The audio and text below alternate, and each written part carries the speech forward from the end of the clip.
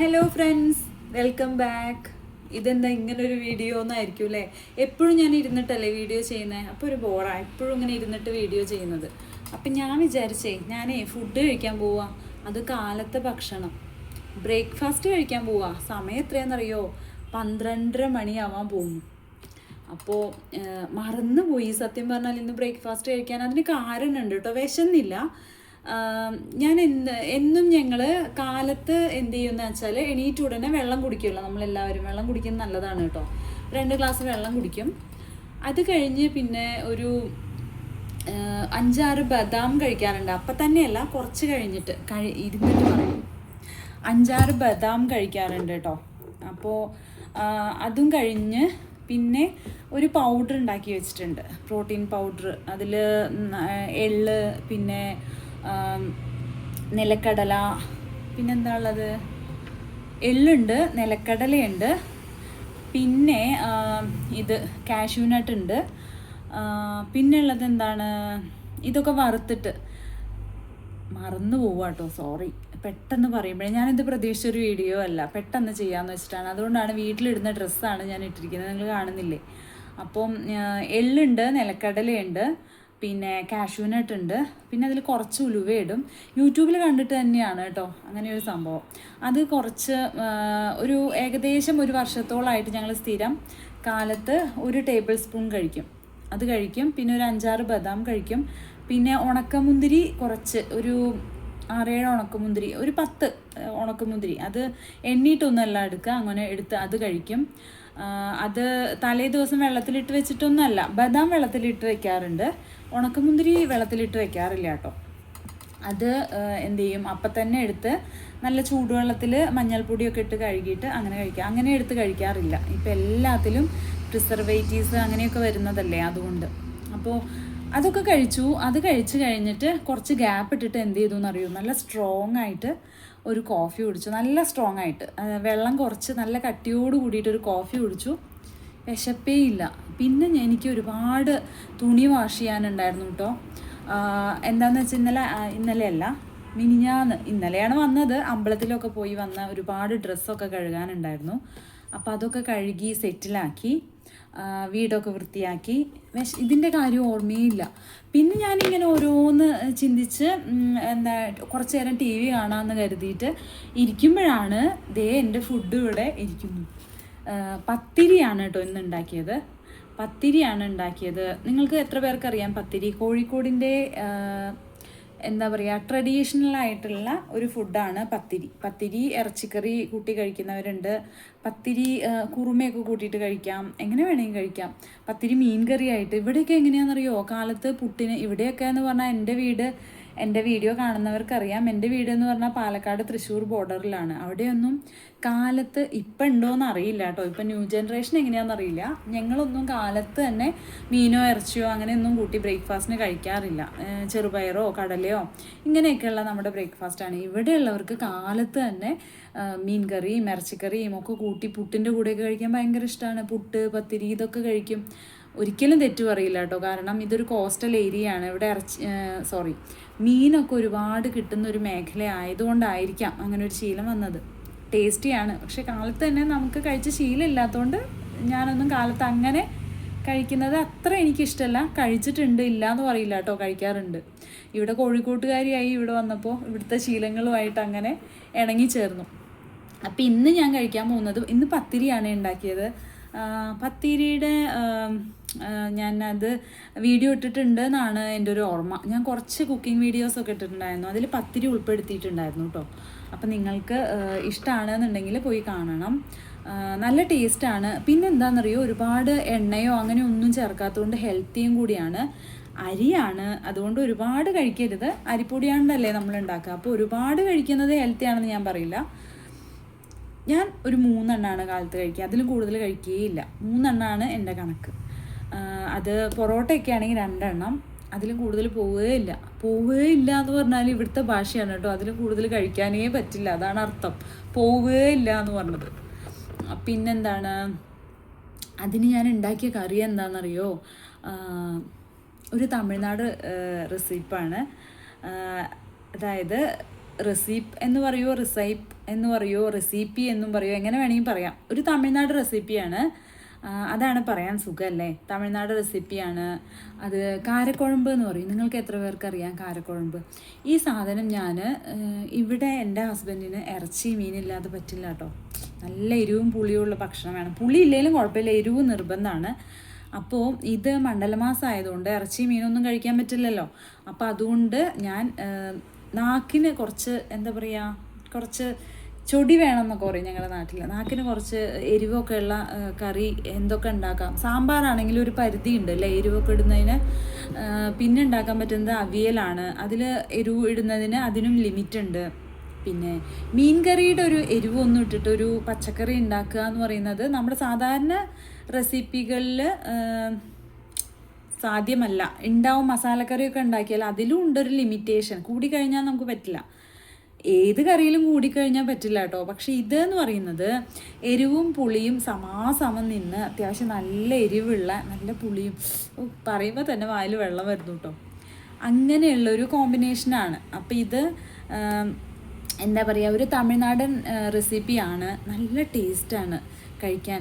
അതായത് പത്തിരിയുടെ കൂടെയൊക്കെ നല്ല കോമ്പിനേഷനാണ്. ചപ്പാത്തിയുടെ കൂടെ അത്ര പറ്റുമോയെന്ന് എനിക്കറിയില്ല. പത്തിരിക്ക് നല്ല കോമ്പിനേഷനാണ്. അപ്പോൾ ഈ ഒരു കറി ഉണ്ടാക്കുന്ന ദിവസം മണ്ഡലമാസം ആയതുകൊണ്ട് ഇങ്ങനത്തെ കറികളൊക്കെയാണ് ഞാൻ അധികം ട്രൈ ചെയ്യുക കേട്ടോ. അപ്പോൾ പിന്നെ വലിയ പിണക്കമില്ലാതെ കഴിച്ചോളും. അല്ലെങ്കിൽ ഇങ്ങനെ പറഞ്ഞുകൊണ്ട് അയ്യോ എങ്ങനെയാണ് കഴിക്കുക, മുഖം തന്നെ വാടിപ്പോവും. പച്ചക്കറിയൊക്കെ എനിക്ക് പച്ചക്കറിയാണ് ഏറ്റവും ഇഷ്ടം. പച്ചക്കറിയിൽ എന്ത് കിട്ടിയാലും എനിക്ക് ഓക്കെയാണ്, സന്തോഷമാണ്.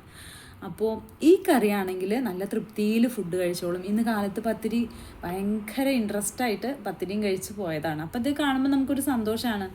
അപ്പോൾ ഇത് എപ്പോഴും ഈ ഒരു കറി ട്രൈ ചെയ്യുന്നത് ഹെൽത്തി ആണോ എന്ന് ചോദിച്ചാൽ, പക്ഷേ ഇതിൽ ഞാൻ പുളി കുറച്ചിട്ട് തക്കാളിയാണ് കേട്ടോ അധികം യൂസ് ചെയ്യുന്നത്. അപ്പോൾ വലിയ എഫക്റ്റ് ഇല്ല.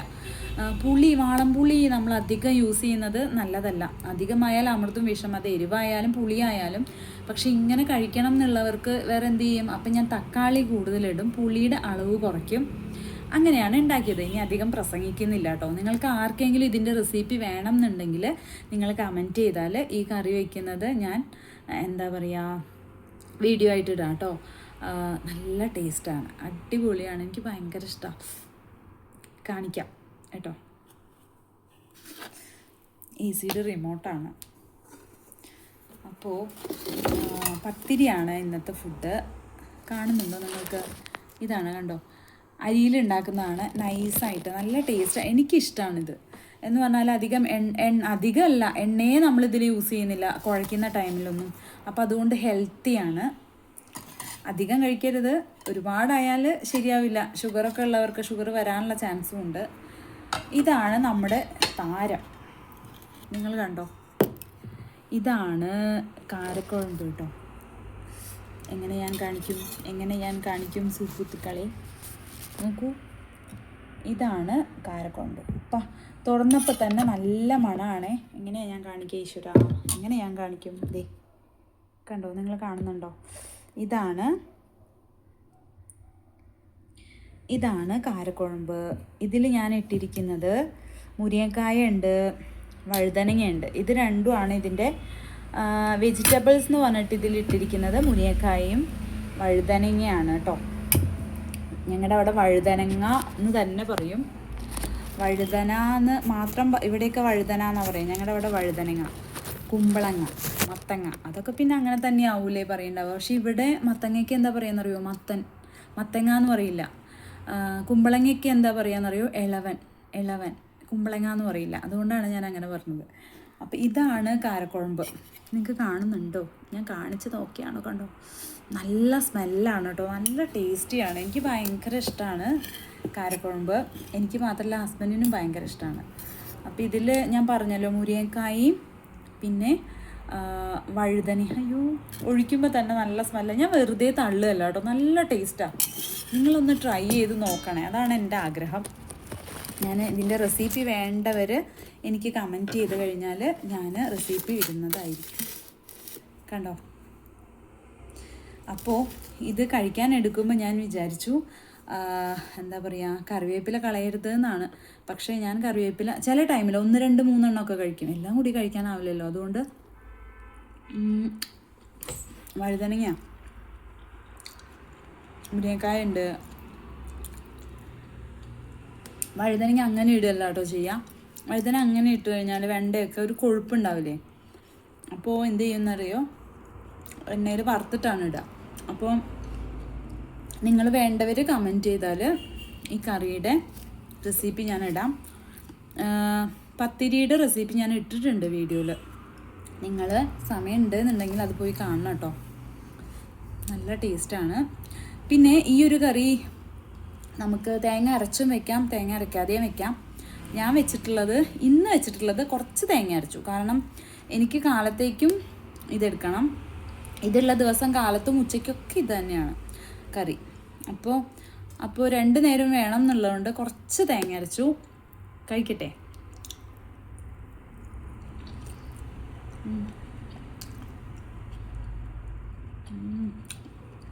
വെറുതെ പറയല്ല കേട്ടോ, ട്രൈ ചെയ്ത് നോക്കണം.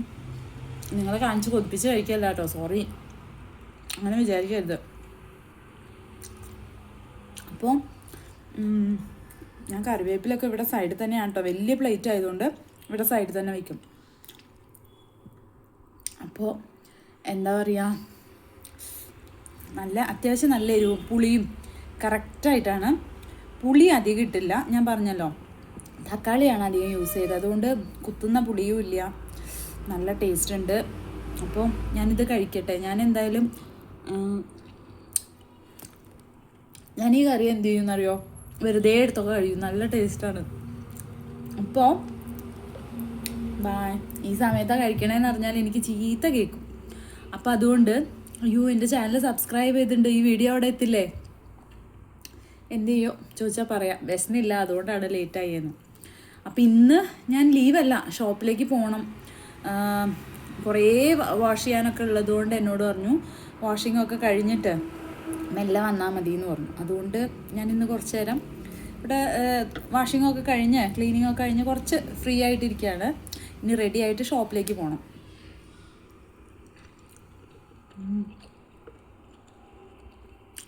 റെഡി ആയിട്ട് ഷോപ്പിലേക്ക് പോകണം. ബായ്. എത്ര കഴിയുകൊണ്ടാണ് ബായ് പറയുന്നത്, സോറി, ഒന്നും വിചാരിക്കില്ല, ഈ കയ്യിൽ ഫുഡുള്ളതുകൊണ്ടാണ് കേട്ടോ. പിന്നെ കാണാം കേട്ടോ. Thank you. പിന്നെ എൻ്റെ ചാനൽ സബ്സ്ക്രൈബ് ചെയ്യാത്തവരൊന്ന് സബ്സ്ക്രൈബ് ചെയ്യണേ, സപ്പോർട്ട് ചെയ്യണേ. ഇത് ലാസ്റ്റാണ് ഞാൻ പറയുന്നത്. എല്ലാവരും സബ്സ്ക്രൈബ് ചെയ്തൊന്ന് സപ്പോർട്ട് ചെയ്യാം. Thank you.